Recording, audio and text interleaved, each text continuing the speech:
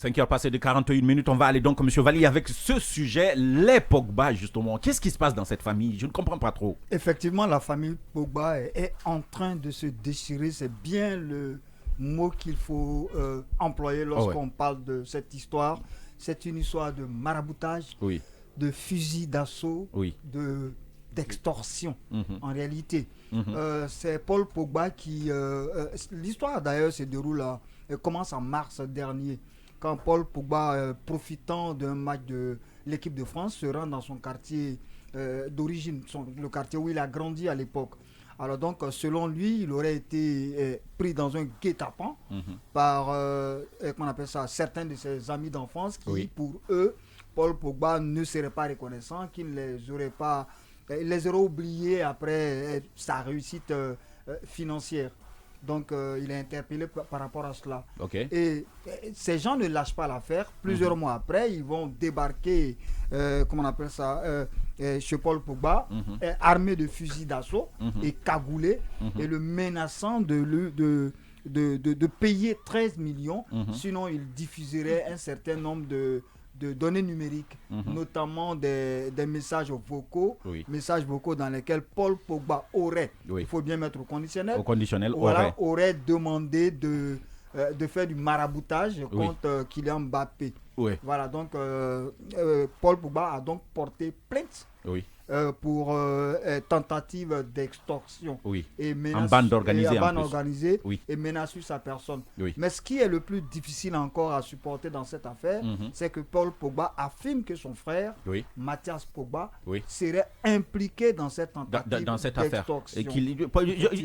Son frère, justement, on va en parler, son frère Mathias, et je pense que c'est de là tout est parti d'ailleurs, son frère qui a fait une vidéo, une vidéo qui ressemble en même temps à du n'importe quoi, mais vous allez voir, et après on revient juste derrière. Le frère Mathias Pogba sur sa vidéo sur Twitter, effectivement.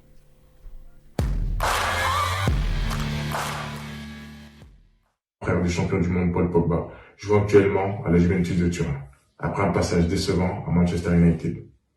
Je pense que cela ne nous a pas échappé avec le battage médiatique autour de son transfert et de ses déboires à cause de sa blessure, sans parler de son documentaire catastrophique, noté 1 sur 10.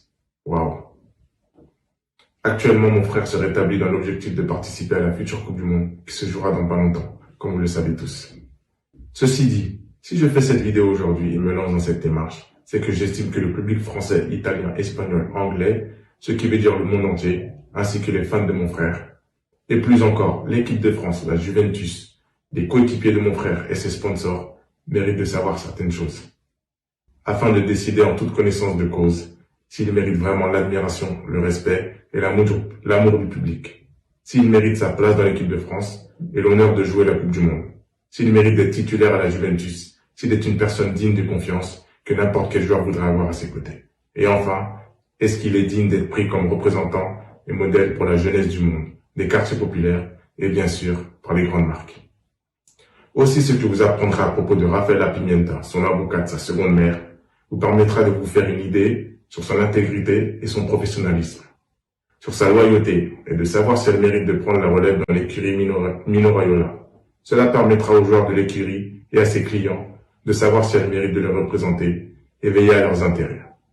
Et pour les futurs joueurs prometteurs, à la recherche d'agents et de représentants pour leurs futurs contrats, est-ce que Rafaela Pimienta et l'écurie Mino Raiola se soucieront vraiment d'eux et de leur famille? Est-ce qu'ils sont des options fiables et intéressantes?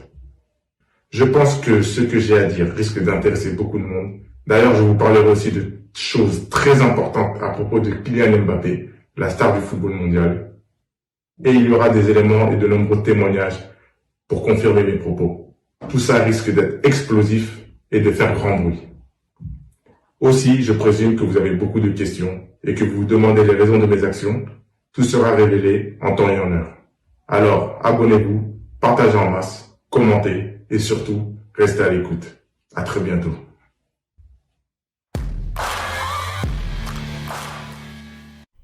C'était Mathias Pogba, l'un des frères de Paul Pogba, le footballeur international. Lui également, ancien international guinéen, notamment parce qu'il a joué à l'attaque. Il a joué à l'attaque du Sili national, mais aussi dans d'autres clubs dans le monde. Mais lui, il n'a pas eu plus de succès que son frère. J'ai envie de dire, Yacine Palais, j'ai envie de dire, ouf, Ça me rappelle cette situation, l'histoire de Youssouf, alayhi salam, prophète de l'islam, dont le papa montrait clairement qu'il l'aimait beaucoup plus que ses autres frères, qui ont fini par être jaloux et par essayer d'attenter à sa vie.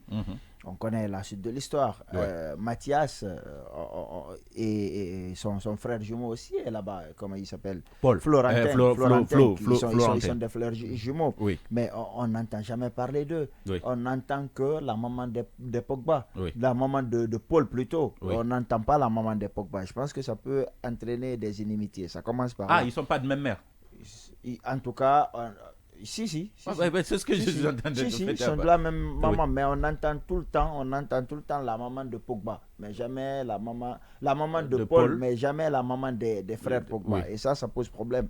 Parfois, ça peut entraîner des jalousies. Mais il faut rappeler qu'une enquête est déjà ouverte en France. Non, aujourd'hui, il faut le dire clairement. Ils n'ont pas eu la même carrière, ils peuvent pas avoir la même carrière. Oui, mais moi, ce qui me surprend, c'est la volonté délibérée de ce Mathias de dénigrer carrément, non, mais c'est extraordinaire quand même. Parce que moi, je peux comprendre des inimitiés internes, mais qu'on aille sur la place publique et dévoiler des éléments qui peuvent compromettre non seulement sa carrière, mais son intégrité morale au devant de ceux-là qui... Non, mais c'est le problème. Je ne condamne pas. Il ne mérite pas. Je ne condamne pas Mathias. Moi, je ne condamne pas Mathias. Je vais aller doucement dans cette affaire. D'accord, mais il faut aller rapidement. Mathias dit que ce n'est pas lui qui a commencé.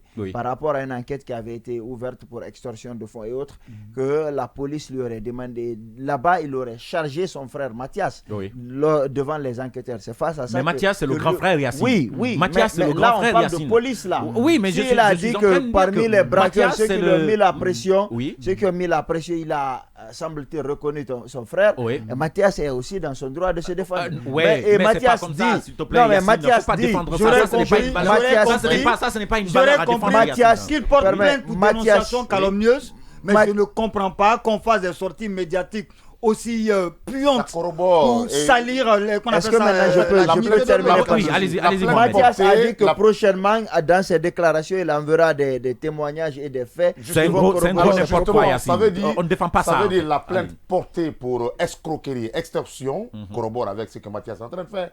Parce que Paul Pogba dit qu'il a été menacé d'armes à feu dans sa maison, jusqu'à ce qu'on lui dise s'il ne donne pas 13 millions, on risque de diffuser certains données numériques. Mais alors, qu'est-ce que Mathias est en train de faire? Mathias est en train de menacer qu'il va donner. Ça me rappelle un peu. Ça me rappelle